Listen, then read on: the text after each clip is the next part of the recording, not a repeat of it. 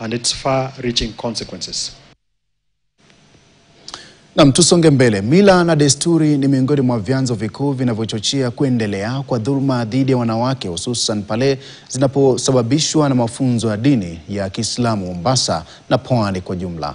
Katika warsha kampeni ya kukomesha ukatili dhidi ya wanawake mjini Mombasa, Seneta Maalum Miraji Abdullahi amekemea vikali suala la kuendelea kuvumilia mateso kwa wanandoa kwa kigezo cha kuvumilia kama dini ya Kiislamu inavyofundisha.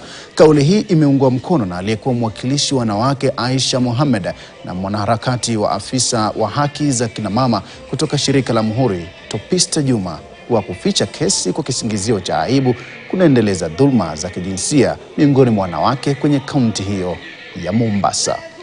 Kwa uchungu kwa sababu visa vya dhulma za kijinsia vingi vinafanyika hapa Mvita, lakini kwa sababu ya tamaduni zetu, kwa sababu ya dini yetu ya Kiislamu na mila ambazo tumekuzwa nazo, tunapokwenda kwa makungwi kufundwa huambiwa nyumba inakuta nne, tustiri yale yanayoendelea katika vyumba vyetu. Na mila hii na desturi hii na dini yetu ya Kiislamu imefanya watoto wetu wa kike waendelee kuhumizwa, kukandamizwa, kudhulumika ndani ya ndoa zao.